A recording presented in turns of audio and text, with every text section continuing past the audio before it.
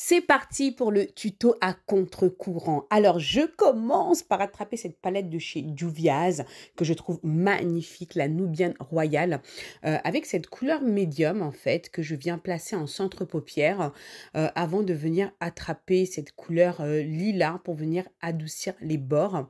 Alors ensuite, en intensité, je prends ce violet, mais limite fluo, quoi, hein. Je sais même pas comment le nommer. Enfin, il n'est pas fluo, mais bon, tu vois ce que je veux dire. Mais une fois que tu le places, on voit quand même qu'il a de l'intensité, tu vois. C'est vraiment un violet que je trouve juste magnifique. Et je viens du coup attraper encore la couleur lilas pour venir illuminer mon arcade sourcilière. Ensuite, on va faire notre halo avec de l'anti-cerne, hein, que je vais placer en centre paupière. Je viens ensuite estomper les bords et je viens renforcer le devant de la paupière, enfin et l'extérieur avec toujours ce même fard violet, bon qui n'est pas fluo, mais bon tu l'auras compris. Mais voilà, tu vois ce que je veux dire, hein. C'est toujours un peu difficile de d'écrire les couleurs. Et voilà, donc je travaille, je prends mon temps, hein, je prends mon temps pour venir estomper les bords pour que ça puisse faire joli. Ensuite, je prends, cette autre couleur pour venir justement apporter du relief. Tu vois, c'est vraiment le détail qui va faire, que ce make-up, il va tout tuer en fait, hein, tu vois ce que je veux dire? Donc je viens rectifier en rajoutant du lilas en centre paupière, ne pas hésiter. Donc tu vois la différence avec l'autre œil, où vraiment c'est important d'apporter du relief. Je mets mes faux cils et ensuite on va passer au teint. Je viens mettre ce primer d'Huda Beauty, le Water Jelly Primer, et je viens corriger toujours avec l'anti-cerne de Huda Beauty. Voilà, j'aime bien parce que bon, il a des sous-tons quand même, enfin tu vois, un peu orangé. J'aime bien pour corriger aussi. Et je viens rechoper mon fond de teint. Alors, un de mes fonds de teint fétiche drugstore, le L'Oréal Infaillible 24 heures Fresh Wear, n'est-ce pas? Regarde-moi ce teint, oh là là, le fond de teint là, il est trop doux, je t'ai dit. Ensuite, alors l'anti-cerne, toujours de chez L'Oréal. Alors j'ai changé de teinte, hein, parce que j'arrivais pas à l'utiliser. J'avais pas trouvé la bonne teinte pardon, pour pouvoir faire du highlight. Et cette teinte, je la trouve nickel.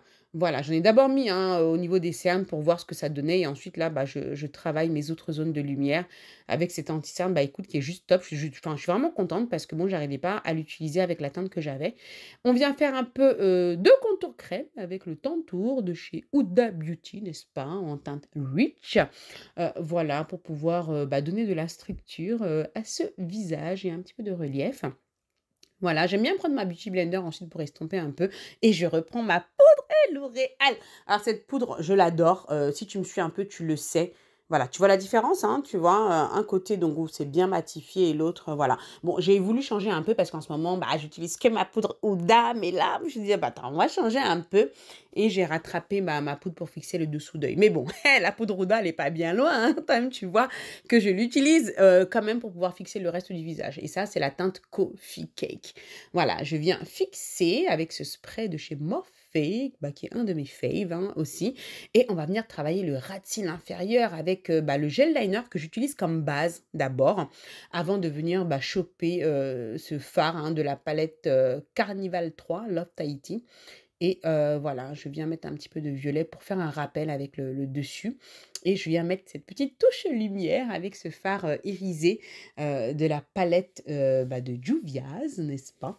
Et voilà, histoire de venir rajouter un petit coin de lumière. On vient bronzer avec le bronzer là de chez Morphe.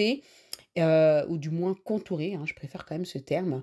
Et je viens utiliser la palette de Beauty of Color, la Fearless palette, pour pouvoir utiliser le blush super pigmenté. Donc, il faut y aller doucement, n'est-ce pas?